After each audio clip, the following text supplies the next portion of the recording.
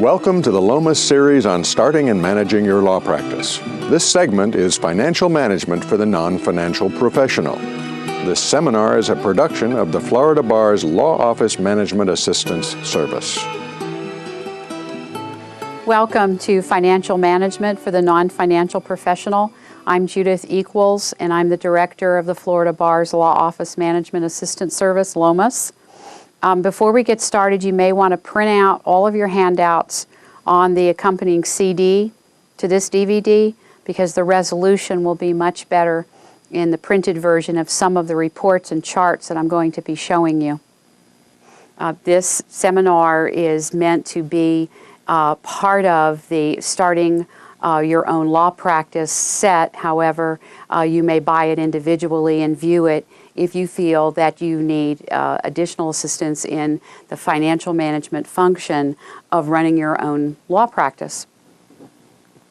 What we will cover during this seminar is learning how financial management skills will positively impact you and your efforts at managing critical aspects of your business, including the planning function, reporting and budgeting, human resources, facilities and purchasing, systems management, and technology management.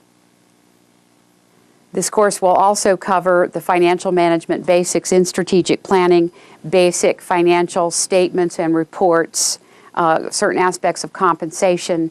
We're going to go over budgeting and reporting, paralegal utilization, internal controls and warning signals to protect your law practice, and finally, trust accounting and holding client property. A few words on how to withstand a slowdown in the economy. This is not the first recession we have seen. It probably will be a long recession, but we had a recession, a severe recession in the late 90s and also in the mid to late 70s.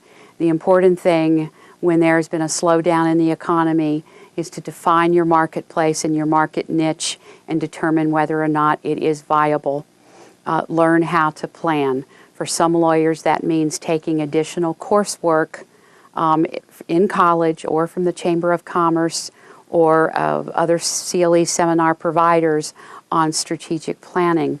Also, one very good resource book from the ABA bookstore is The Lawyer's Guide to Strategic Planning. Service businesses, any service business, whether it's doctors or lawyers, etc., 60 to 80% of your gross revenues are tied up in occupancy and personnel costs. This makes it difficult to respond quickly to changing circumstances in the economy. The most difficult expense categories to change are, of course, personnel and space. We're tied into our space via a lease or the business owns the space, and it is always difficult to let personnel go. It is important, therefore, to cross-train, to automate your operations fully to the extent that you are able. Take a hard look at employee leasing, exit strategy for your building leases. Always make sure you have a back door when you sign on to any long-term financial obligation. More tips on controlling costs in a down economy are, of course, avoiding overtime. But how do we avoid overtime? Bonuses do not increase base wages for overtime calculations. Sometimes it is better if you have the money in your pool and your resources to give small bonuses rather than increase basic wages that also increase your overtime basis. Do not permit overtime inadvertently. This can be done by giving someone a key to the office. If you permit employees to enter the building, the moment they enter the office, they are on the clock. Also, please be aware that when you text perhaps your legal assistant after hours, that is work. Part-time staff do not expect group benefits. Be advised that in Florida, a routine work schedule of 25 hours or more is considered full-time for the purposes of group benefits such as health insurance. Of course, the Wage and Hour Division of the Federal Department of Labor considers 40 hours or more as the basis under which you must pay overtime, any work over 40 hours. If you want more information on the financial management aspects of human resources management, we suggest that you view the Lomas DVD, Lawyer as Employer. Control your purchasing function. Who is allowed to use the charge accounts of the firm, the house charges or house credit cards, and etc.? Who is allowed to incur debt on behalf of the firm? You need to have a good control over that, and you need to have standard supply inventories that control the variety and type of supplies that you're willing to have on hand.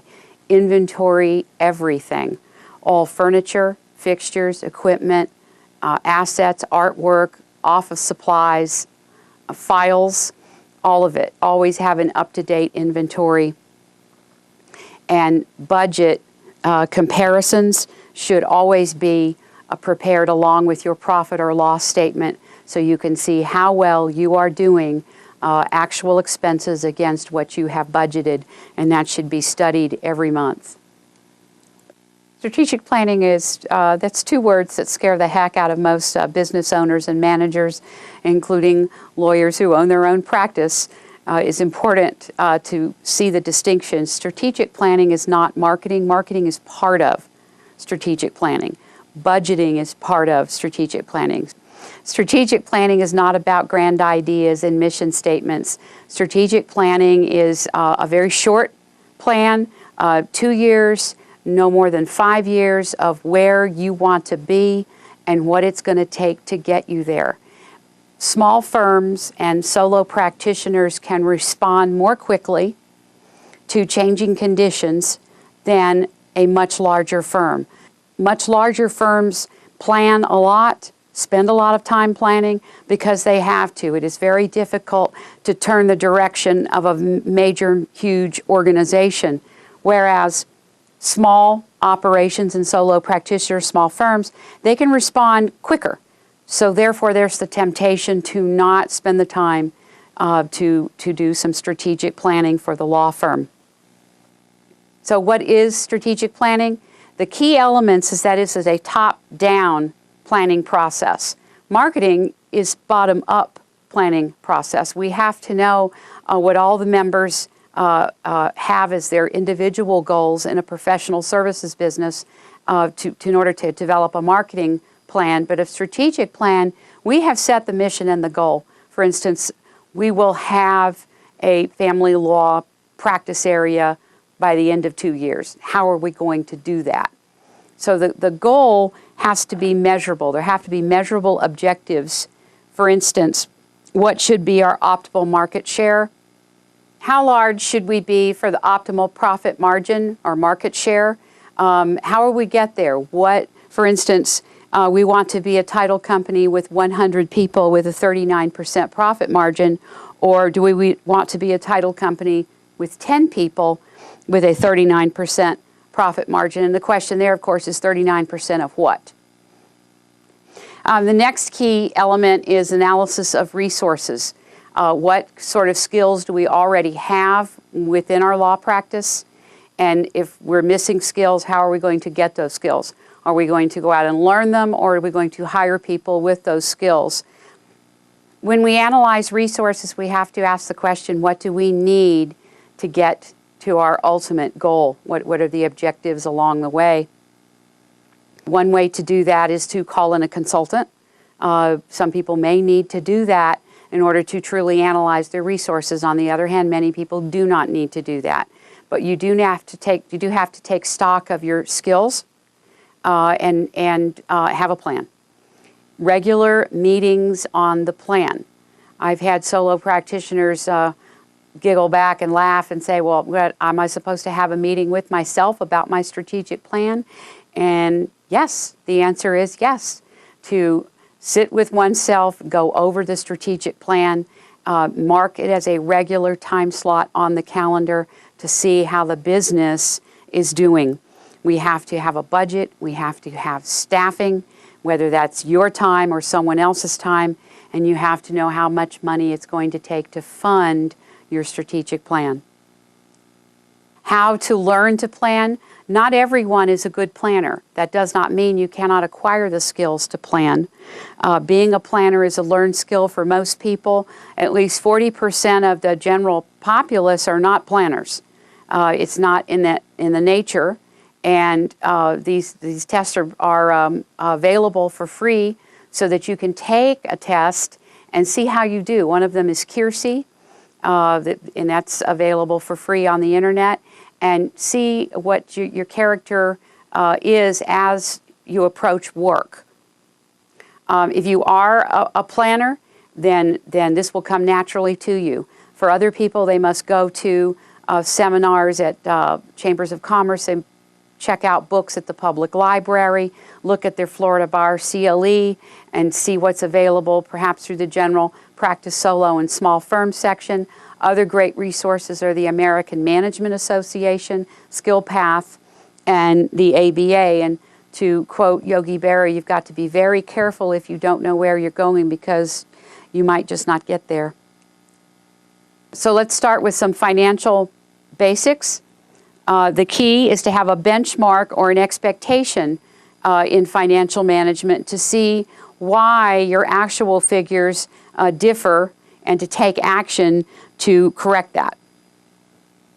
The expectation in our financial management function is why we need the strategic plan and the budget. You can use current and past financial statements and current and past budgets to create the expectation. If you are just starting up your law practice, you're going to have to use your best guess until you have some history behind you. So caution is key. There are 5 basic financial statements that you will review every month. When you are under a startup situation, you might even review these twice a month. But they are the balance sheet, the income statement, the statement of cash flows, the owner's equity statement, and can you guess number 5, the budget. So let's start with the balance sheet. The balance sheet shows the financial position of a company at a specific point in time. It's usually prepared the first week after the close of the month. So if I'm going to look at my March financials, I'm going to run them the first week of April. This is why it is so critical that we have all of the financial transactions posted to our chart of accounts on a timely basis. If you've ever worked in a larger law firm situation and were harried to get your timesheets in because there was pressure from the accounting department, this is why. Because if we haven't posted all our cost advance and our time and done our billing, then our reports are meaningless. In other words, garbage in and garbage out. The balance sheet shows the equation in detail: assets equal liabilities plus owner's equity. Let's take a look at this balance sheet comparison. First of all, the first column is December of the current year, and the next column is a comparison against the same time last year, and of course the third column shows the difference. These columns are customizable. Your balance sheet could report your current month, your activity year to date, and then in a comparison against budget, or it could show you the current month, the year to date, the prior year, and a comparison against your budget. These reports are fairly customizable on any type of software, and you can choose which set of numbers you need to look at. So we start off, of course, with our cash balances, and next is client advances. Many years ago, law firms as well as other service businesses would immediately expense a cash advance, and that's no longer required. A cash advance, for instance, like a cost advance to a client, for example, paying a court reporter on behalf of a client work, is now considered a loan, and you must report it as an asset. The next is as here shows our fixed assets, meaning our furniture, fixtures, equipment, artwork, and accessories. And then right under that is our accumulated depreciation netted against the original value of those assets, and then, of course, total assets. Moving along to our liabilities, here we show a line of credit, which is a short-term payable. Our other liabilities, which may be current expense bills. In this case, we have a pension payable showing total liabilities, all your liabilities and then the total. And finally, the part of the balance sheet is we need to look at is owner's equity. So we look at our member, owner, shareholder, partner, our owner capital contributions, what draws have been taken out against revenues, our net taxable income, and what our ending capital is. Note that assets equal liabilities plus owner equity. The income statement reports a company's revenue and expenses, also called a statement of profit or loss. The income statement is usually reported every month. Note that that law firms have to use a cash basis form of accounting versus an accrual basis. A department store would use an accrual basis form of accounting. And the cash basis form of accounting means that revenue is not earned until it is received. So therefore, our income statement and our balance sheet does not show accounts receivable or work in process. Those are separate internal reports that we run with our accounting software, and it is a good chunk of the financial activity within a law practice. It is essential that you have a good chart of accounts so that your reports are meaningful. Lomas provides a free sample chart of accounts for small law firms in our administrative forms manual, which is online. The ABA also has an expanded sample chart of accounts that you have to buy. But for most small startup law firms and solo practices, the free chart of accounts available from Lomas online for free is enough. You cannot have enough detail in your chart of accounts. One of the issues that makes your accounting reports difficult to read is when there's not enough account detail in the chart of accounts. For instance, office supplies. Office supplies is not a catch-all. Sometimes I'll look at a law firm's income statements and balance sheet. I'm looking at the income statement and I see office expense, and it's an enormous number. And I say, well, what is this? And the owners of the firm really can't tell me because it hasn't been itemized, showing where it really should go. For instance, technology maintenance should be an account group. Reproduction and photocopying is an account group. Compensation, both partner compensation is a group and employee compensation is a group. So take a look at the Lomas sample chart of accounts so you can see some of the detail that you should have. Most accounting software will allow you to customize the chart of accounts. You don't have to use the one that comes with the software. And when you do purchase the software, find out how to drop in a law firm chart of accounts into it, or if you're purchasing from a live vendor and not a box off the shelf, the vendor will customize it for you. The chart of accounts should show the way your business is organized. This will make your reports meaningful to you. So let's take a look at an income statement. This one is again showing an actual and a budget and a variance column. So first we show our gross revenues, and then we show our total expenses, showing then next our gross profit, and then the owner compensation subtracted from the gross profit, leaving us a net income. Know that the definition of owner compensation is everything paid directly to or on behalf of the owner. So when we're determining owner compensation for the purpose of this summarized report, that would be marketing expenses because the benefit of it inures to the owner. There is a difference between the owner's health insurance and the employee's health insurance. Employee health insurance is a benefit when we're looking at owner compensation. Health insurance benefits premiums are compensation. If the firm pays for the owner's cell phone, that also is considered owner compensation. So you have to know that definition to accurately read the report. If I were to have a detailed income statement, I would have all the sub-accounts under these major groupings. So for instance, under gross revenues, I might show revenue from my family law practice, and then my elder law practice. In some other firms, I might detail gross revenues by the lawyer earning that revenue. There's several different ways that you can do this depending on the size of your law practice. And know that most accounting software will run it several different ways so that you can see several different versions of your income statement. And again, the same with expenses, as much detail as possible so that you can control the expenses and know where you're spending your money. One important test with profit, gross profit, and net income or net profit is at least once or twice a year, look at your top paying clients and add up what your top paying clients or your top paying type of work earns the firm, and look at that number as a percentage of the gross revenue.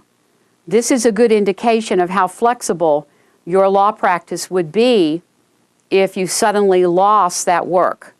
But the very telling test is to do that same calculation, take your top paying clients or your most lucrative type of work and view that as a percentage of your net income.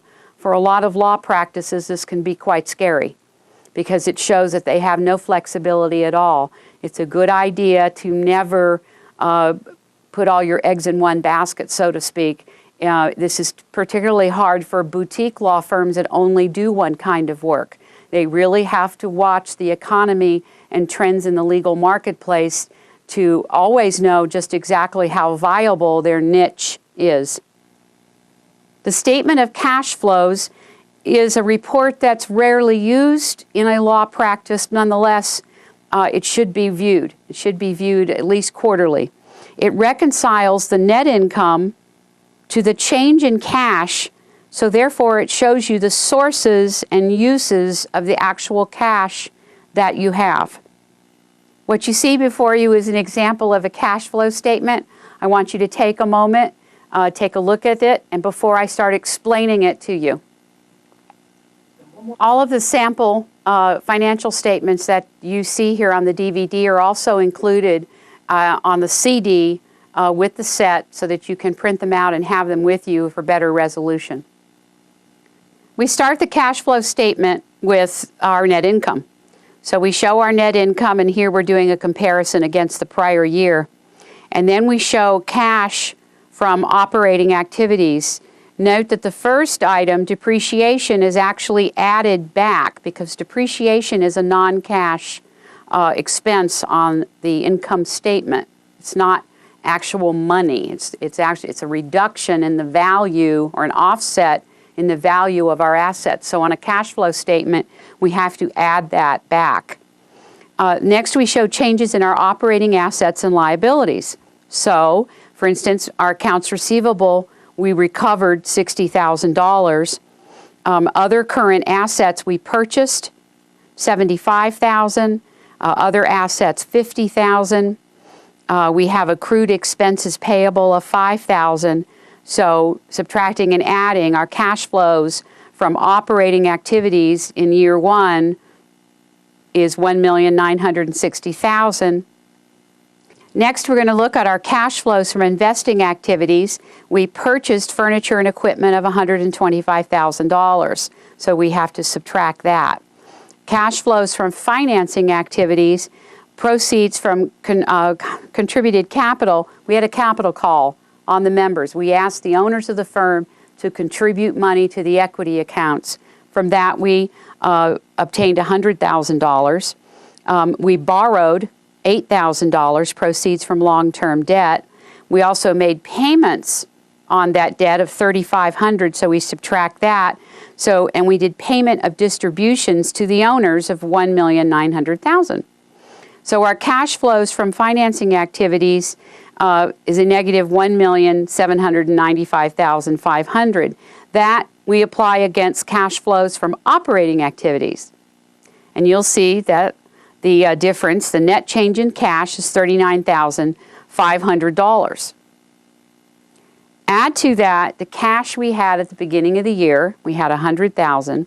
So our cash at the end of the year, in this sample statement, is $139,500. And of course, the owners of the firm have to decide what to do with that cash. Are they going to recapitalize the firm, reinvest it, or are they going to distribute it, or are they going to purchase a new computer system, for example? The owner's equity statement outlines the changes in the owner's equity accounts during the year. In this example, the member's equity at the beginning of the year was $130,000. We have contributions of $75,000, meaning that we had a capital call to the owners. We asked them to contribute money into their equity accounts of $75,000. So to that we add our net income. This is the money that we have before distributions. And then finally we make our distributions to the owners. So the member's equity at the end of the year, as you can see, is $405,000. Now we're going to take all of these financial statements and put them all together and show you how they interrelate. Here are 4 statements: the balance sheet, the statement of owner's equity, the cash flow statement, and the income statement. Let's see how they relate to each other. Cash shows that on the balance sheet and also shows on the cash flow statement. Net income is also shown. It's on the statement of owner's equity. It's also on the cash flow statement, and it's also shown on the income statement. Owner's equity shows on the balance sheet and, of course, a statement of owner's equity. So you can see why naturally all the statements have to balance and agree with each other.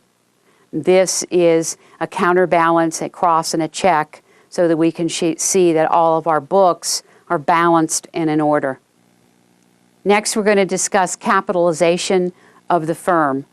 Too many law firms never capitalize. Too many law firms admit new partners, shareholders, members, new owners without asking for a capital contribution. In other words, they give them free admittance. And oftentimes we don't appreciate what we get for free. Every law firm should have a healthy capital account. One rule of thumb is that the capital account should equal 6 months of operating funds. That's often hard to do for startup and new firms and even successful ongoing firms. But you should at least have a month to 2 months of operating funds in your capital account. Capital is required to finance salaries, so salaries of secretaries, legal assistants, associate attorneys, paralegals, and clerical staff. We need capital to fund our overhead, our rent, utilities, and supplies. We need capital to buy equipment and maintain this equipment. And of course, we need capital to invest in new markets, new ventures, new lines of business, new practice areas. Let's look at some benchmarks for capital. Large firms who have gross revenues greater than $10 million, 2 months of operating expenses. So you can see where very small firms and sole proprietors find it hard to have, larger capital accounts, but you have to have some capital.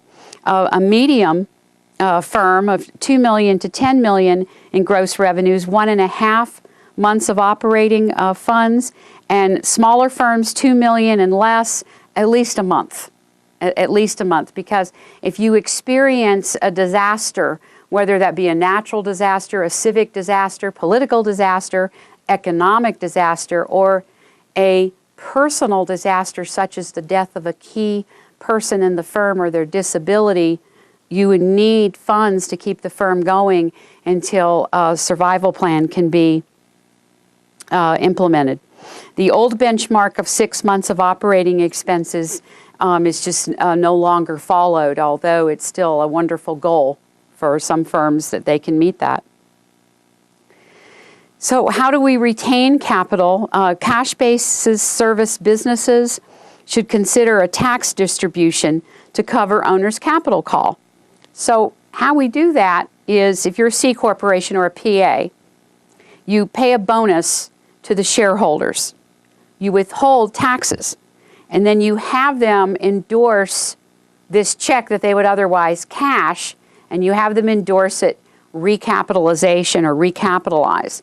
And then the firm deposits the check back in and posts it to the equity accounts. This sometimes is done with a new partner, a newly admitted partner, who's going to pay their capital contribution over time.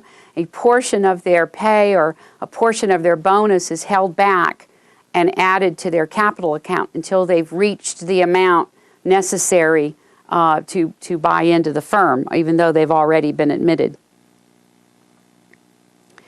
New owners should be required to make this capital contribution. You want new partners, all partners, to be entrepreneurial. In order to do that, they have to value their stake. They have to have a stake in the business. That's just good management all the way around. Next, we're going to talk about compensation systems in law firms. Compensation is a critical element in the management of any business. It drives behavior. The old saying is, you get what you reward. The compensation system must be perceived as fair by the owners of the business, the professionals. If an old saying is this: if all the key personnel are mildly dissatisfied with the compensation system, it's damn near perfect. And that is very true. You're not going to please everyone with the compensation system. One of the mistakes we make with compensation is we reward only labor. So we're not rewarding what behavior we really want in addition to hard work. We want mentoring, we want good supervision, we want excellent client relations, and we may want special goals from time to time. And we have to be willing to compensate for those factors. Otherwise, people are not going to pay real service to those factors if they know that is not a compensation factor. Another mistake that many law firm management teams make with compensation is they set up a eat what you kill or a columnized type of compensation system where everyone's revenue is attributable to them and to them only. It may pass through a partnership account. In other words, we have a partnership of PAs. This is allowed under the Florida bar rules, as well as a PA of PAs. However, under this type of system, the compensation comes in, the revenue comes in, we attribute it to the lawyer who earned it. We show in that lawyer's column their share of the expenses. So they satisfy their share of the expenses, and they keep the rest of the money and pay their tax obligations. And then it takes a meeting to determine if any additional monies will be reinvested in the law firm. And under this type of arrangement, many lawyers are loath to do that. This type of arrangement, although still common, it kills specialization. It kills the team effort. If one or two of the lawyers in the group need an associate, and the others don't need the associate, they're hesitant to contribute any funds to that unless they can see what the benefit is going to be to them. So it involves a lot more meetings and more meetings. Whereas if we actually decided what each lawyer's compensation would be at the beginning of the year based on certain criteria, we can avoid the columnizing of the revenue and the turf protection behavior of that kind of compensation system, eat what you kill. Objective factors that we can use to determine compensation right off the computer system. Our accounting software is origination. The old saying, there are finders, there are minders, and there are grinders is still true. So we give a certain weight or a certain credit to the originating attorney who brought the work into the firm. Next, we have another weight or another percentage assigned to the attorney who managed the work, who pushed the work along, who was the multiplier, who kept other people busy. And then finally, the grinder. These are usually the youngest attorneys, but not always, depending on the level of expertise required. Who's the producer? Who is actually doing the work? And that's another weight. Another weight factor is the class of employee. Is this a paralegal, an associate, or a partner? That also affects compensation. And then finally, seniority. Seniority is an important factor because lawyers need to be paid for the goodwill and the sweat equity that they have invested in the firm over the years to keep it viable, and how are they going to be compensated for that. Subjective factors include leadership, setting a good example within the firm, keeping clients happy, timekeeping, mentoring, training other lawyers, marketing, community involvement, projecting a positive image of the firm, their technical skills, not only in expertise, but in also devising more efficient ways to process the work. So how do you measure these items? Usually we do it in a narrative evaluation, or we actually choose these factors and then we discuss how well the lawyers have met them. Here's an example of how you blend objective and subjective compensation factors when you have a fixed pool of distributable income to work with.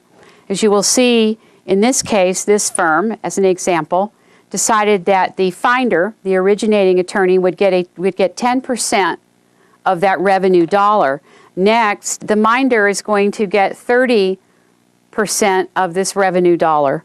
The grinder is going to get 20%, the person who actually did the work under the supervision of the minder. The minder may also be doing the work, by the way. But then finally, leadership. Who's managing the firm?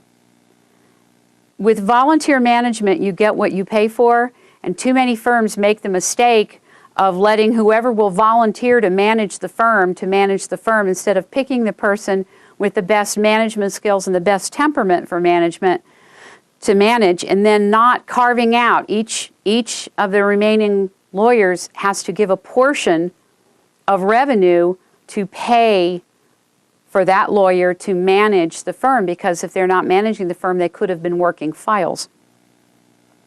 Another factor here is maintaining good client relations. We decided that that was 10%. Training was 10%. Marketing was 5%. And technical expertise was 5%. From year to year, these percentages may change depending on the economic goals and the strategic plan of the firm. We may decide in a given year that no new business has come into the firm and we need it desperately, so as an incentive, origination may increase to 20%, as an example. There are not that many types of compensation systems that law firms use. The one that hardly ever has a name, so we've decided it's going to be called the going rate. We've heard that one before. We pay the going rate. Now, the bare minimum to keep one from leaving, from going. That's very ill-conceived, and oftentimes when someone doesn't feel they're fairly compensated and they turn in their resignation, and then firm management goes, oh, wait, we'll pay you some more money, and the person who has resigned says, well, why didn't you do that in the first place? Well, I don't think I want to work here, so goodbye. So the going rate usually ends in failure and failed recruiting and retention objectives. Lockstep compensation is got some pitfalls to it. One of which is if not closely monitored, sometimes someone can retire and doesn't tell anybody because it's lockstep. It doesn't matter what they contribute to the firm; they're going to get paid the same amount of money. However, we still use aspects of lockstep compensation with new employees or new additions to a certain class of employees, such as associate attorneys. For example, all first-year associates will be paid X amount of dollars until we see how they turn out. The formula system. The formula system was actually introduced back in the late 40s, in 1948, by a Boston law firm called Hale and Dorr. The formula system relies on the computer to pull the objective factors, such as origination and managing work and doing the work, but it uses a very strong intake control. It requires a strong intake control, meaning that someone in firm management, and in bigger firms, an actual committee, is in charge of intake, deciding, is this work the firm should be doing, and if so, who should be doing the work, which is not always the person who brought the work into the firm. That is why we have the origination credit. So a person may be rewarded for bringing the work to the firm, but they may not be chosen to do the work. As I discussed earlier, the eat what you kill is usually a compensation system chosen by the owners of a brand new firm because they didn't take the time to develop a reasonable and well thought out compensation system. It does kill growth, kills specialization efforts. It promotes work hoarding, which is disastrous to the client relations effort. It also tempts lawyers to step outside of their specialties. Today I'm a bomber pilot and tomorrow I'm a brain surgeon type of choices. I think I can do this work because if I do the work, I get a bigger share of the revenue. And that's just wrong thinking. It's not firm first thinking, and in fact can harm the firm and the other owners. Over 60% of American law firms use the objective-subjective compensation system. It takes a little bit more work to do it. The objective-subjective, we use both what information we can pull off the computer as far as revenue dollars, who brought the work in, who managed the work, who did the work. But then we also use those objective factors, as you saw in the previous slide. And these objective factors can change depending on the firm's strategic planning goals. The objective-subjective compensation system provides the biggest rewards to firm management. Properly used and properly implemented, this compensation system can help the firm achieve its long-range goals. We're going to now talk about reporting and budgeting for your law practice. The financial reports that you'll need to run monthly and review are the detailed income statement against your budget with a budget variance, meaning your operations for the month, operations year-to-date, and then the year-to-date column compared against your budget allowance. What is that variance? You'll want to look at your balance sheet and also your bank reconciliation reports. Know that in Florida, trust accounts must be reconciled monthly. That is not the same in every state. For instance, in Massachusetts, lawyers do not have to reconcile their trust accounts every month. So know Chapter 5 of the Florida Bar Rules. Also know that Lomas has a special DVD on just trust accounting if you need extra help. But please note that your trust account must be reconciled every month. Your operating account should be reconciled every month. You want to look at these reconciliation reports closely because often you will select someone to do your bank reconciliation reports for you, such as an accountant or a bookkeeper. You must look at them to make sure that expenses have been properly coded, revenue's been properly coded, and this is also a great check and balance against fraud. You want to look at any overtime, sick, and vacation reports. This costs you labor dollars. How much overtime is being expended? Are you spending so much overtime that you would be better off hiring another person, or should you split the job? If you have someone who's routinely working 50 plus hours a week, you might want to consider hiring two people for the job with a 2-hour overlap and then you'll have more coverage. In other words, someone may arrive at your office at 7:30 in the morning, and then the second person comes in the middle of the day and then leaves in the early evening, and you get a lot more support that way. Sick and vacation reports need to be closely scrutinized also. If you are offering any type of reward for billable hours, for instance, and this is a great way to check for inadvertent fraud, if you have, for instance, a paralegal who has charged 1,700 hours in a year, but they work from 9 to 5 and their time records show that they worked 9 to 5, took an hour off for lunch, took their vacation, their holidays, and perhaps were out sick a few days. There's no way they could have worked 1,700 hours and charged that off. So you have a fraud situation, probably inadvertent, and you need to get to the bottom of it. Also, you need to look at your sick and vacation reports to see, are you offering an appropriate amount of sick and vacation time to be competitive with the other law firms in your area. Budgets are important because they create an expectation. They give you a goal with objectives along the way that you can measure your activities against. They can help you to identify fraud and unusual activity. If you have a spike in your actual numbers against what you have budgeted, it's a red flag and you can get to the bottom of it. It gives you a roadmap to make sure that you have a plan to operate successfully. The budget is a guide and it's not set in concrete. If you have a material change in operations, for a small firm that could be hiring an additional person, you need to adjust the budget to make it meaningful.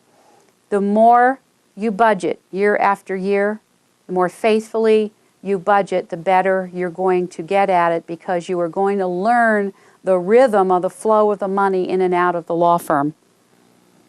Budgets have 4 parts. These are the revenue budget, the expense budget, the capital needs budget, and the cash flow budget. All law firm budgets have these 4 parts. In fact, all professional services firms should have budgets in these 4 parts. The budget should always be formatted against the firm's chart of accounts so that when the reports are run, you can use the budget figures against actual expenses and make them meaningful. Income statement versus the budget. These are all different columns that the owner of a law firm might run to see how the firm is performing. So the income statement should be reported with several columns of information. This may require special programming to your software. Not all software will run all of these factors, but you need to be aware of them. So first they'll all run this is the actual expense for the month, of course, because we couldn't get an income statement otherwise. What's the actual expense year to date? What's the budget allocation year to date? So how are we doing actual against budget? The over-under budget for that period. And the period you may choose may be the month or the year. The variance of actual expenses year to date, for example, against the budget allocation year to date per the cash flow budget. This is very important when I look at, I've budgeted myself $2,000 for office supplies and I'm midway through the year and I've used up $1,500 of my budget. What did I do wrong? How can I be better? And you're not necessarily going to catch that unless you review your income statement against your budget. Also, it may mean that you may need to adjust your cash flow, which I'll get to, cash flow budget, I'll get to in just a moment. Knowing exactly what that annual budget allocation is, when you develop your budget, you're actually looking for the final answer, which is how much distributable income will I have at the end of the year, or how much income will I have at the end of the year to reinvest in my business. The over-under budget figure also tells you what you have not spent. What do you have left? So as you get closer to the year, if you have a surplus in your budget, then perhaps that's a place where you can tighten your belt in the following year and reallocate that money. We're going to look at an income statement compared against the budget for a February, any year in February. So we're going to choose the lounge. And by the way, the lounge is an expense line item that should be separate and not dumped into office expense or office supplies. It's a number that you should know because, and I chose lounge here for as an example for a good reason. What you provide in your employee lounge, your employee kitchen, contributes to morale. It also can be used as a recruiting tool. I've walked into some law firms where the kitchen actually had movies and popcorn. So when people took a break or spent their lunch there, sometimes it's more bare bones. It depends on the startup budget. In this instance, the lounge is $378 month to date. The year-to-date expense is $700. The budget to date is $1,000. So we're 30% under budget 2 months into the year. We decided late last year when we developed our budget that our annual budget allocation for the lounge would be $7,000. So far, 2 months into the year, we are overall 90% under budget, so we're doing good. We haven't even spent our allocation year to date. Not everyone will want to get this detailed every month, and others will. It depends on how new your law practice is and how well you know your law firm's finances and how comfortable you are with those numbers. But you should run it with as much detail as possible or full detail several times a year. Next, we're going to look at an individual revenue budget for either an associate, a partner, a paralegal. We should create an individual revenue budget for each timekeeper in the firm. Later, you can take the individual budgets and combine them via budgeting software or Excel spreadsheeting. Most financial management software systems have a budgeting module. Some are better than others, but you can always use Excel. We want to prepare one for each timekeeper in the office so that we can then start to group them in different ways. For instance, all of the paralegals or all of the lawyers or everyone in the family law section or the elder law section, everybody who's in that practice area department. In this case, we have 46 weeks. Always budget on 46 weeks. And the reason for that is you want your people to take a vacation, so to avoid burnout and to keep a healthy lifestyle. So we deduct 2 weeks from our 52 weeks. Next, we have holidays, and we need to have holidays in our work environment, our work routine, to stay competitive with other law firms. And also, it's expected in the workforce nowadays. So in this instance, I've said 2 weeks or 10 holidays. So now I'm down to 48 weeks. And then I'm going to add 2 more weeks, which I call the unbidden. This could be sick time or disaster, or something happens, or disaster to the firm or disaster to a person, or just sick leave. And so leaving for the budget 46 weeks. In this example, I've used 40 hours per week. So I have, for this timekeeper, 1,840 hours to use on firm activities. So I'm going to deduct 200 hours for marketing and 100 hours for file management and staff supervision, and 100 hours on firm management other, 120 hours on other vacation and sick, that's my fudge factor, and I'm left with 1,320 hours on client files. If I want to limit myself to just the 2 weeks of vacation and look at this as an employee, I would add back that 120 hours. If I want to look at this as the owner of the law firm, I would probably leave in that extra 120-hour fudge factor. A few words on timekeeping. Many lawyers do not keep time. There are actual law practice management books that talk about why lawyers shouldn't bill by the hour, and it actually encourages them not to keep time, and that's not the message in those manuals. The real message, do not confuse alternative billing methods with timekeeping. Timekeeping is absolutely critical, good timekeeping skills in order to run accurate financial reports. The primary reason that we keep time is the ethical obligation to have a record of the work. And you do have that obligation. So if your work is ever challenged, you'll need to produce time records. If you need to know how productive someone has been, including yourself, you need to have time records. If you need to determine how profitable a type of work has been to you, you need to have time records. We keep time to have a record of the work for good client relations and risk avoidance, risk management. It's our ethical obligation, but you need time for productivity reports and profitability reports. And finally, we need it in some instances to get paid. If you work only contingency or you work on a flat fee, fixed fee, or non-refundable fee basis, there is a temptation not to keep time.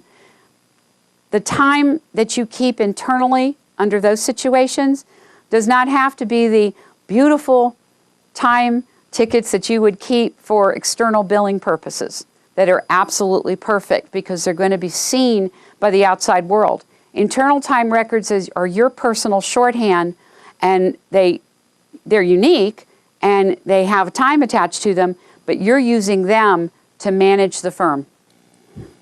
The sample report you see now is a revenue budget on a cash flow basis. So we've spread it out over the months of the year. And if you take a look at it, you see that we have it also further organized into our practice areas. I could have used individual attorneys here. But as you can see, practice area number 1, and we show the money that we expect to earn every month of the year. We have dry months and we have good months, and then of course the total. We're going to use this to determine when are the best months to pay bills. So in months that we expect to earn good revenue or better revenue than other months, we want to be able to pay big ticket items during those months so that we have a good matchup between revenue and expenses. What happens here is that you're less likely to draw down on your line of credit if you work hard to match up the flow of your revenue with the flow of your expenditures. So in a cash flow budget, we're using this to show when we actually expect to receive money and spend money, during what months do you need the most amount of cash and the least amount of cash, and what projected collections will be enough to cover that monthly nut, or will you need to draw down? It's a wonderful planning tool. Here we have the expense side of the cash flow budget. So I've shown here in this example postage, overtime, office insurance, and bonuses as an example for you to look at. If you'll take a moment to look at that, you will see that I'm going to spend a lot of money on postage in January and July, but otherwise I'll have a small amounts. That my overtime is pretty much the same every month except for the year end and the holiday, annual holiday. So in January and December, I have more overtime. My office insurance is paid on the quarter, mostly, and then some of it is also paid monthly, so you can see I've spread that out. And then finally, you'll see that my bonuses, I've decided to pay bonuses in the summer and in September and in December, with my annual bonus is going to be in the summer. So I'm hoping that I will match up my revenue with my expenses. Next, we're going to talk about accounts receivable and work in process and what we like to call the elephant in the room. Most of the financial transactions, this is the posting and recording and reporting of the financial information in your law practice, is accounts receivable and work in process. You actually have very few entries to the general ledger. The general ledger meaning the parent of all of your accounts. For instance, in a cash basis law firm, that would be rent, utilities, plant maintenance, office supplies, and the like. Most law firms have very few of those recurring transactions, but have many, many, many time tickets and cost advance and soft expenses to post. Collections and accounts receivable aging, you have to very carefully manage clients beyond the 60 days. There is a well-known bell curve of satisfaction, so that the clients are most willing to pay immediately after the successful outcome of a matter when the work product is finished, and then the further away you get from the successful conclusion of the work, the least likely they are to pay your bill. You need to establish a precedent with the client as to how often they have to clean up their account. Do they need to give you an evergreen retainer, meaning a fixed amount of money you hold in trust to pay off their invoices? Be sure to communicate the value delivered via client status reports. Keep the client up to date with the work you're doing on their matter. Set a benchmark to collect a certain amount of your AR each month. And always call the client when there is an overdue account. If you can arrange to have someone else call the client besides you, that's usually best, so that the client knows that there is someone watching the accounts all of the time. And they call the client every month whenever there's an outstanding amount and discuss politely how we're going to collect that bill. The closer the timing of the service and the billing, the better the chance of collection. So oftentimes, if it's going to be a large bill, it's prudent to actually meet with the client to review it, to let them know what is coming and do any negotiating that you need to do. Examine your intake process. Do we ask the client how they are going to pay the bill? It's critically important. Has the client signed the representation letter and the fee agreement, and making sure that they actually understand it? Work in process aging. It's important to establish a policy of frequently billing, although I actually have witnessed some firms that bill every 2 weeks, and clients are not going to put up with that. But even if you have agreed with the client, for instance, to accept a quarterly payment, you should prepare a summary of the work performed from your billing system and send it to them and say, this is, not your quarterly invoice, but is merely a summary of the work we have performed for you in the prior month. Money held in work in process is costing the firm money because you don't have the use of that money. Firm has already paid the salary and supply cost of creating this WIP, but it's not enjoying the revenue. So every day work stays in work in process and remains unbilled is hurting the firm. Work to improve your current percentages over 30 days. Work very hard. And the best way to do that is to contact the client to discuss the overdue amount. And for many types of work, not all, but many types of work, it may mean that you have to cease work and get out of the matter. Just because it's WIP, does not mean it doesn't have to be reviewed every month. I see this often with lawyers who work on contingency or who get paid at the completion. They never look at the WIP until the work is done, and that's a mistake, because only the lawyer in charge of the matter, and usually the staff assigned to the case, are going to catch mistakes made in posting. A time was incorrectly posted, a cost was incorrectly posted, there was a double posting. And so to review the WIP every month to make sure it's absolutely accurate, so that when you are ready to bill it, you're comfortable with what that account contains. And again, using that work in process report as the basis of an update report to the client to let them know what's coming so they're not surprised. Now that I've shown you some of the reports that belong in your financial toolbox, I'm going to show you some other critical reports that you should be looking at monthly or at least several times a year. Reports are tools, and you can have too many tools. If you've gone to your neighbor's garage and see they have every Craftsman tool that's been ever manufactured, and you say, what do you do with all of these? And they really don't know. The same thing can happen with your financial reports. You want to have appropriate reports, but not too many. So you want the income statement, you want the balance sheet, you want the cash flow statement, you must have a budget. We're going to look at what criteria, other criteria to include in these other reports.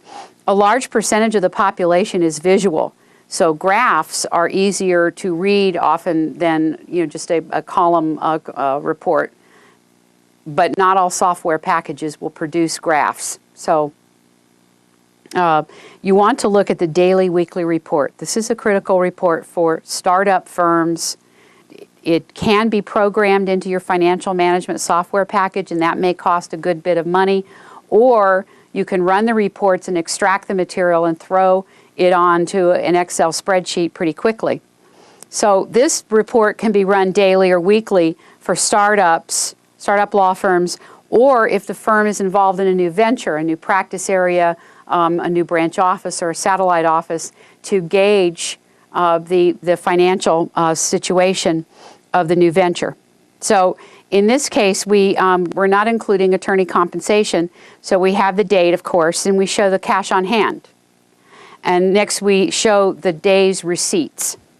So we show that total, and then we move on to our accounts receivable and our work in process, and we age it, and we just give our totals. This is money we have not yet billed or collected. In the case of accounts receivable, we've billed it, but we haven't collected it. In the case of work in process, we haven't even billed it yet.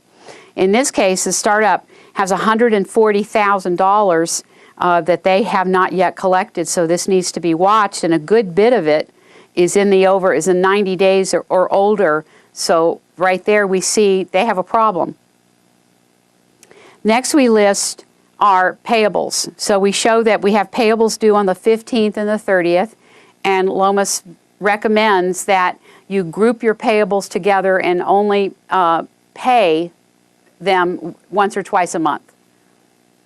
Speak to your vendor if you need to move a payment date. So we show our payables, then we have special payables due. This may be a line of credit payment. And then we show the payroll that we must make. Then we show what our line of credit balance is, and then any loans payable balance.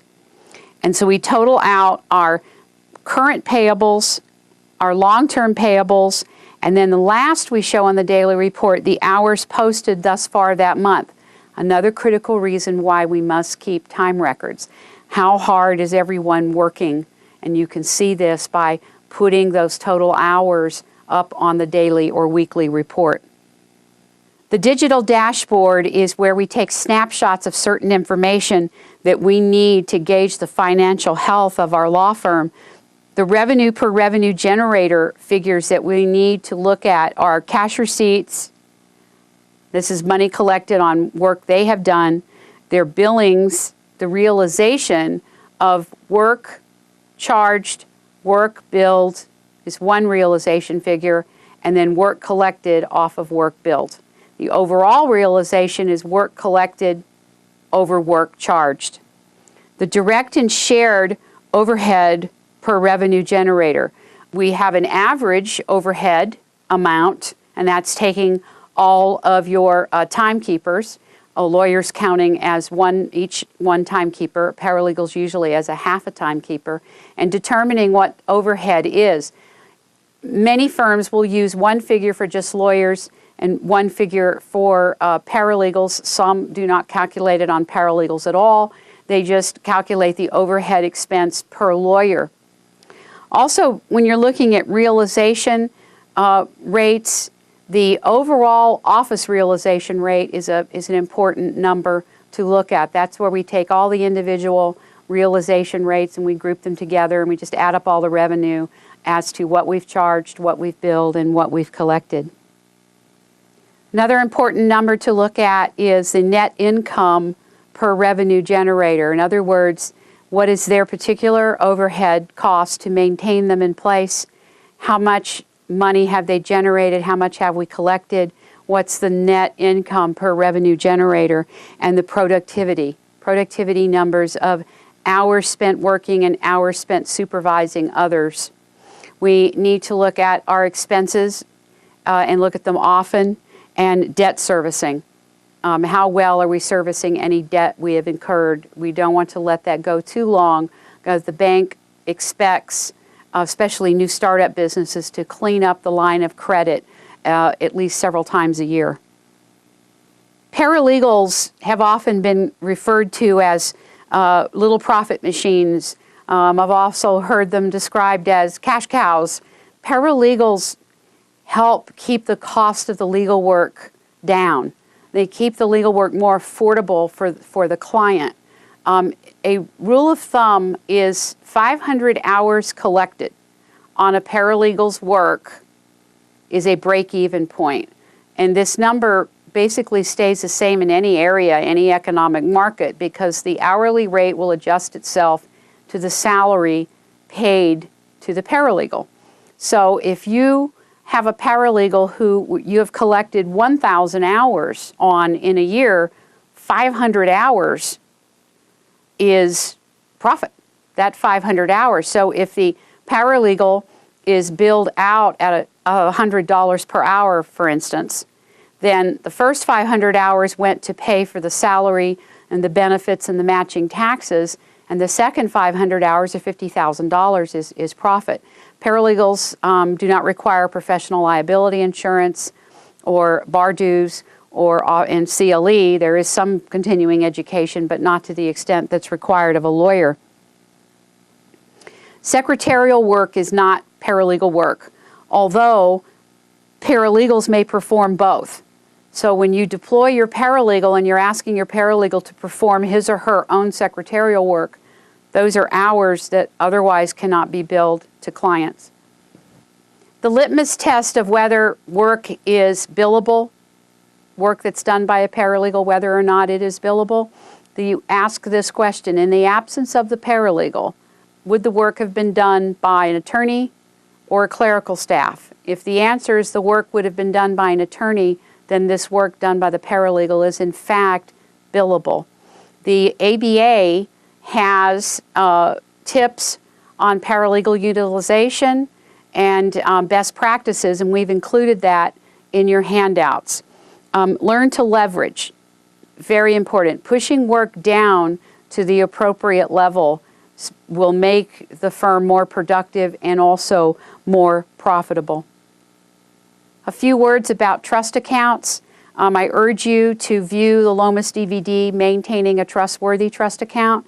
Trust accounts are fiduciary accounts. We're taking care of other people's money. Fiduciary accounts are treated much differently than business accounts. With a fiduciary account, we are holding money, someone else's money, and we are the agent. We're holding money for the principal, and we report to the principal, give them a full accounting that is balanced to the penny. When your trust account is not in balance, you cannot use the law of materiality, which means, for example, I'm $27 off. I've spent 30 minutes looking for $27. The law of materiality with business accounts would tell me to write it off and start over. You cannot do that with a trust account. You can't even take $27 of the firm's money and put it in the trust account to balance and move on. It's not allowed. You must always have your trust account in balance. All of the ledgers must total and agree with the total amount held in trust. Please review Chapter 5 of the Rules Regulating the Florida Bar and or also view the Lomas DVD on trust accounting. I'm going to spend a few minutes now on internal controls, how to protect the innocent. Oftentimes theft and fraud happen right under the noses of hardworking people and the hardworking owners of the law practice. So if you know what controls to put in place, you can keep from becoming a victim. First of all, having control policies and procedures, a goal of this element of internal control is segregation of duty. Always with internal controls, the goal is segregation of duty. So we look at initiation, authorization, processing, and recording. For example, who initiates the request for money or goods?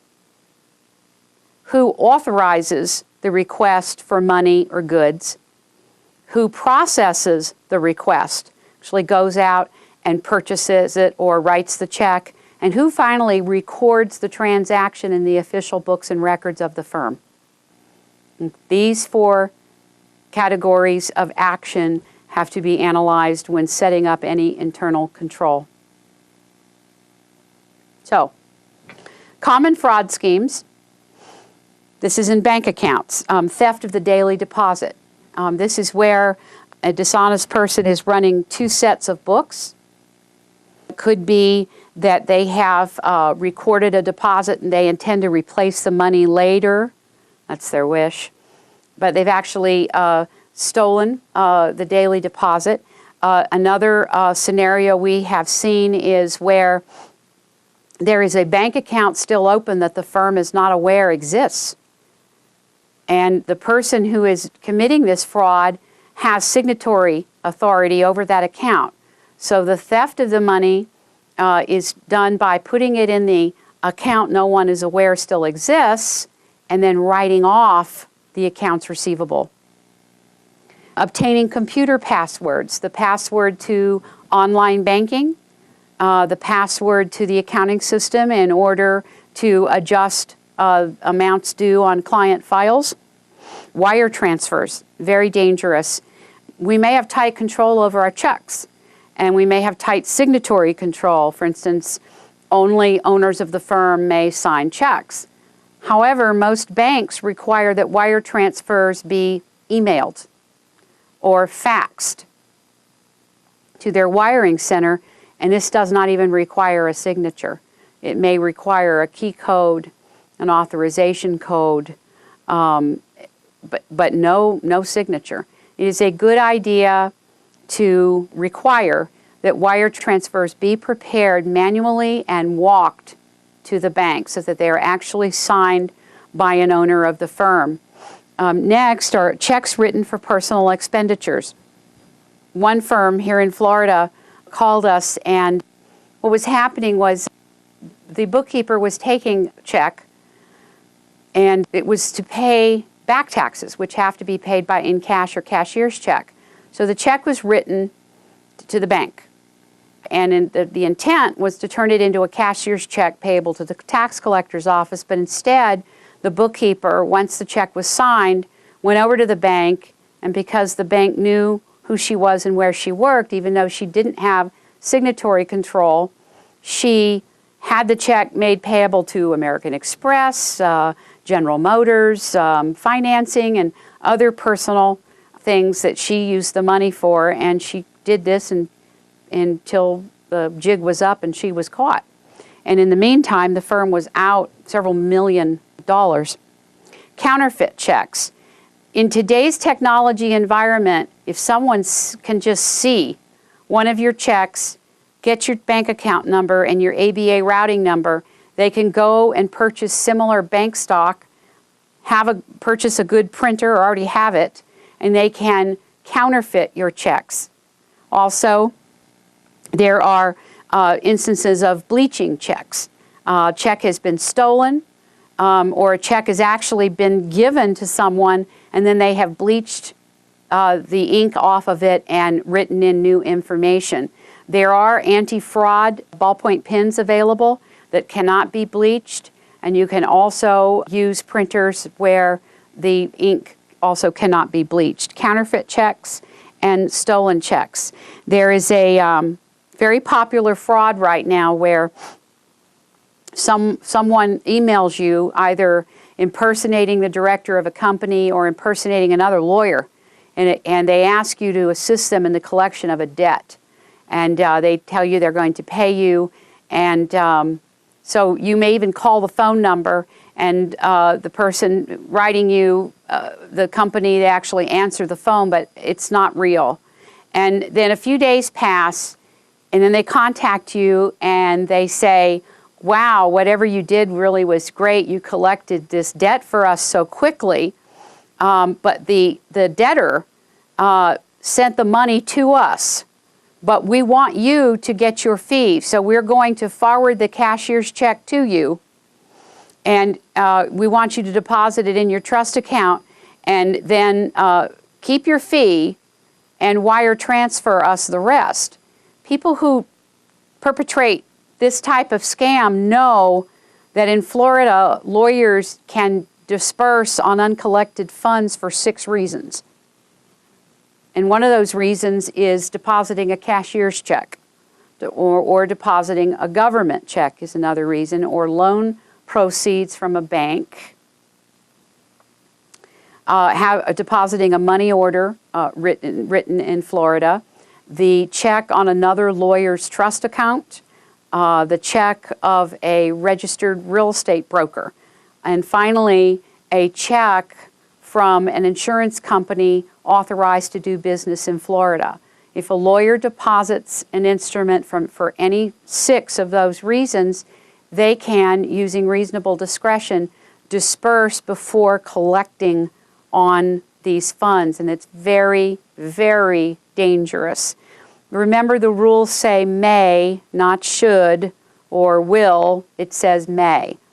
Do not become the victim of one of these scams.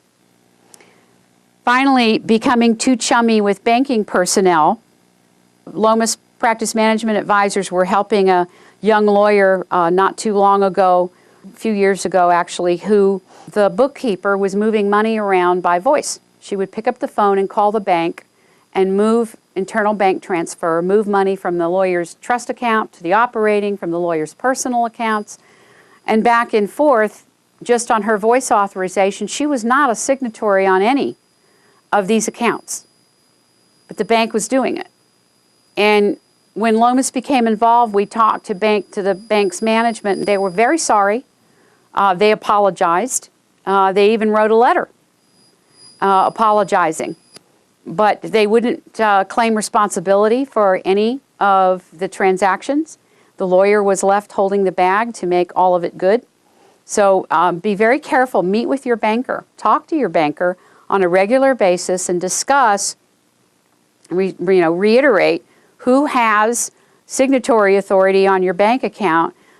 Prepare letters in writing at least once a year, instructing your bank that no one is allowed to move money around by voice. It's also a good idea to notify your vendors every year on who is allowed to use the house charges, especially if you've had a termination. Beware of the financial management software program QuickBooks. QuickBooks is good software. It does the job. It's available at nearly any office supply and computer store. It was designed for small businesses. However, with QuickBooks, you can change history. And in most of the theft and fraud situations that Lomas has been made aware of, QuickBooks was the software in place in the law firm. QuickBooks does not have a robust reporting feature designed for law firms because QuickBooks was designed generically as small business software, and it was never designed specifically for law firms. But please be aware that with QuickBooks you can change history.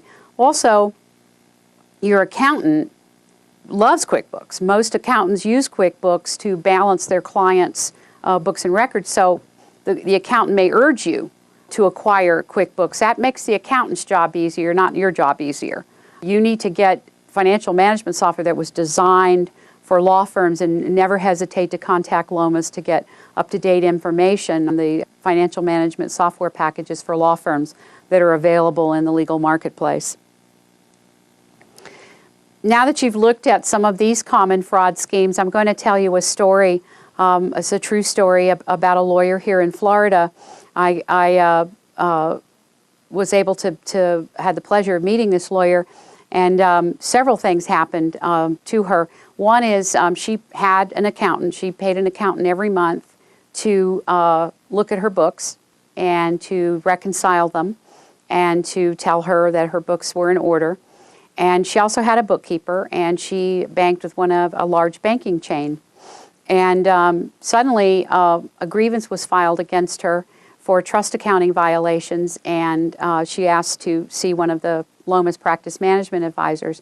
When we met her, we discovered she had no financial management or business skills training. She did have a very fine education, but it wasn't in business or finance.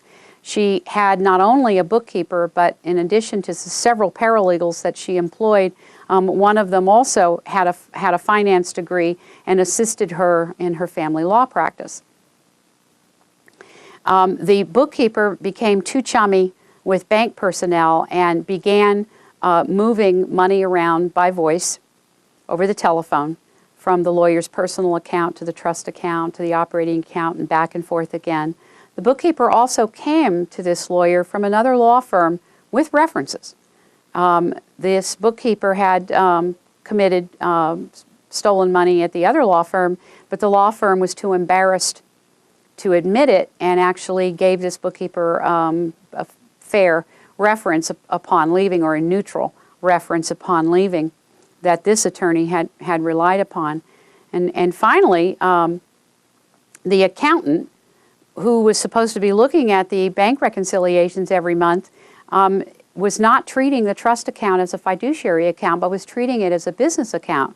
So when it wasn't in balance, he would write it off, refund it out of operating, or fund the difference out of operating, start the balance over again fresh with the new month, and keep going. And then he would prepare a letter to the lawyer telling her that her books were in order when they weren't. But the lawyer is responsible. Rule 4-5.1 of the rules regulating the Florida bar, the rule of the supervisory lawyer. The lawyer must have in place controls, policies, processes, and procedures that allow everyone, all the lawyers working in the firm, to comply with the rules of professional conduct. So in this case, we were able to speak to the accountant and get a mea culpa, an apology letter from the accountant, and we got an apology letter from the bank, and the lawyer submitted herself to monitoring with the Florida bar by one of the Florida bar's trust auditors, and of course the bookkeeper was arrested.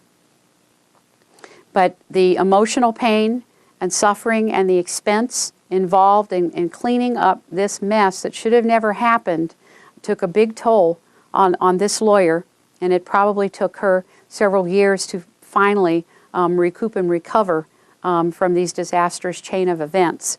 It's the lawyer's responsibility to supervise all the activity within the law practice, and having a good set of internal controls and meeting regularly with the firm's vendors, the banker, the accountant is always a good practice.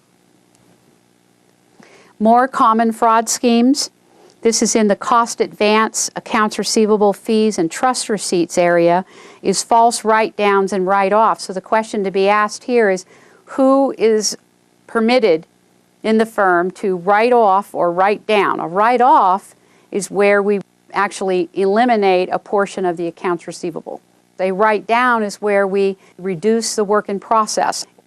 So write-downs and write-offs, who's allowed to do that? Because a fee is received in the firm, and perhaps it's left blank. That happens.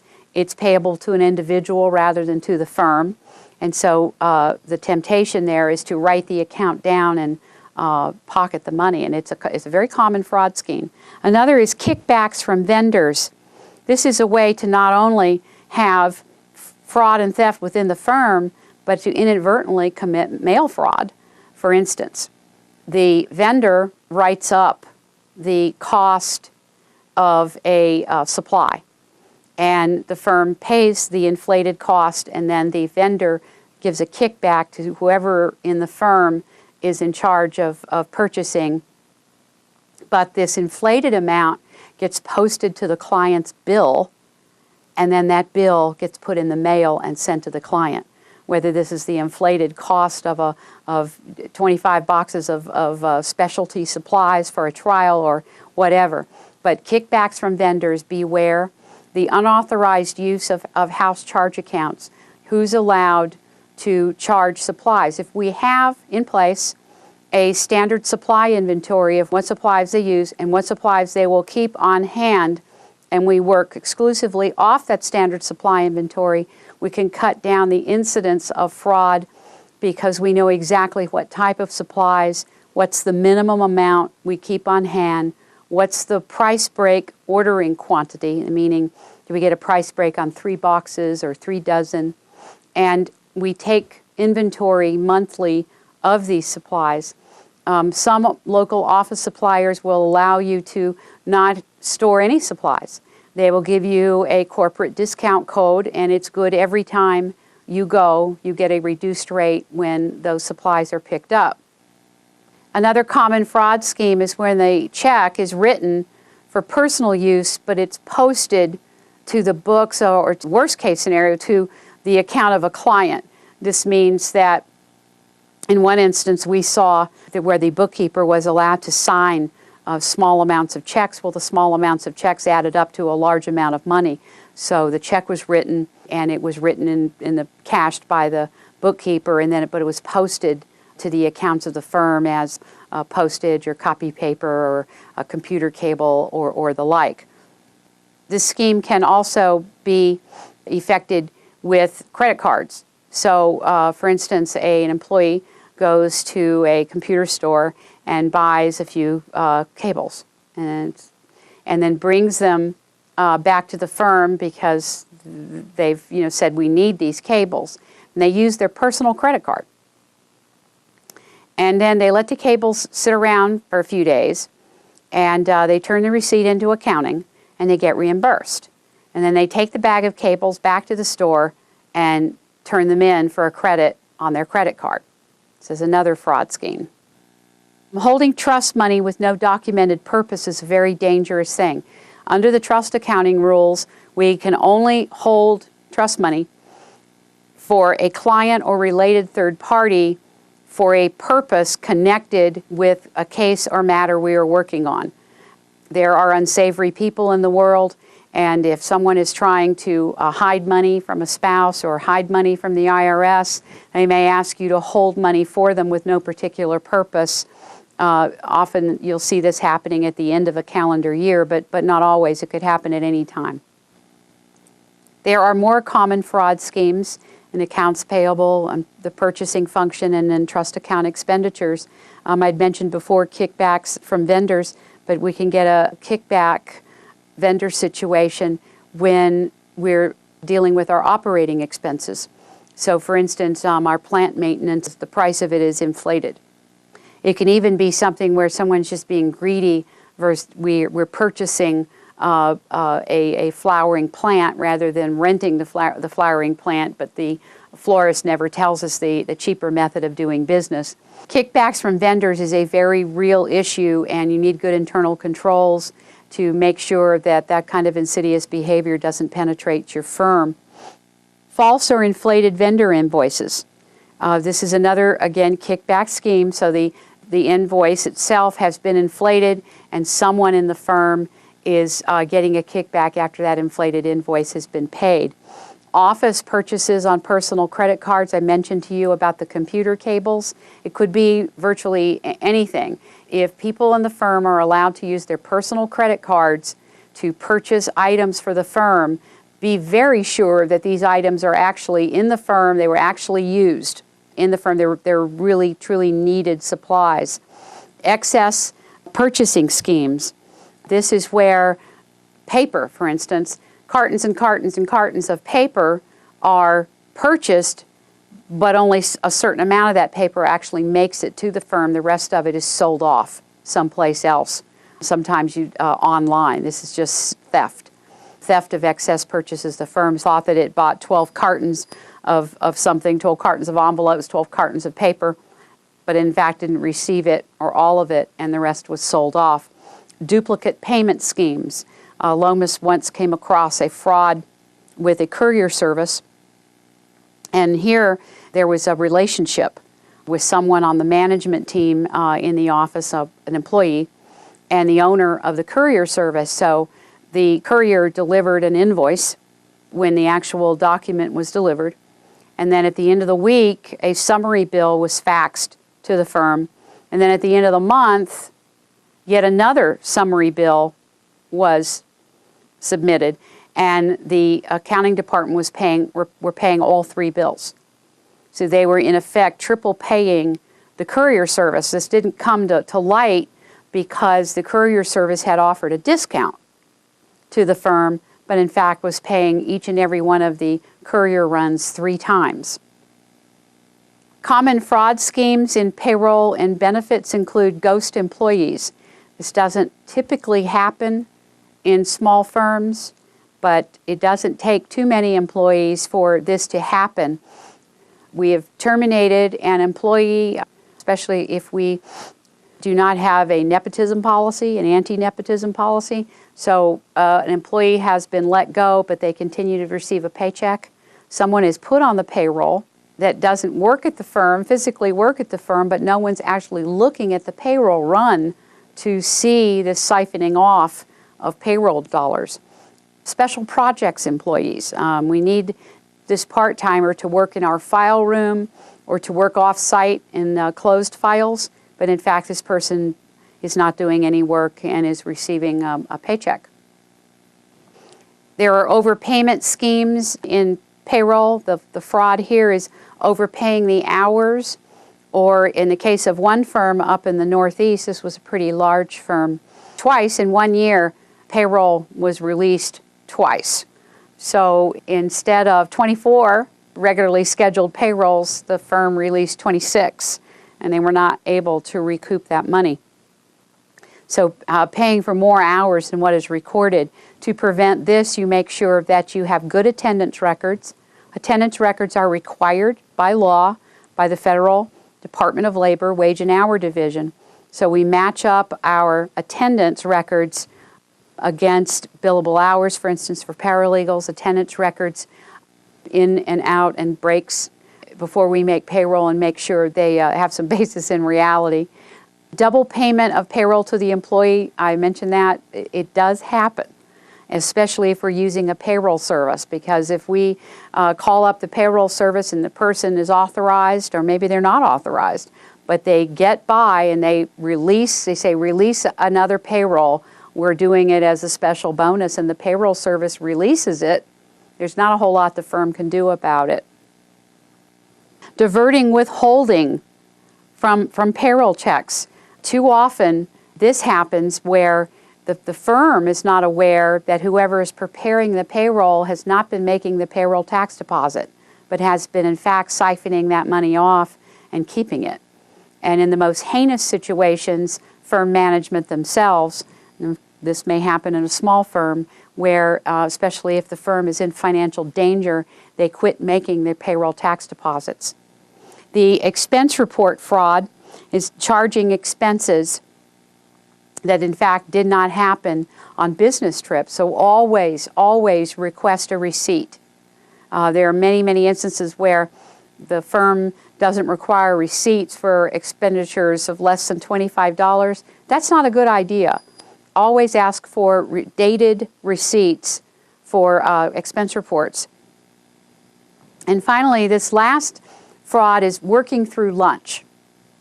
I work through my lunch. In fact, you can't judge that because we're not keeping good attendance records.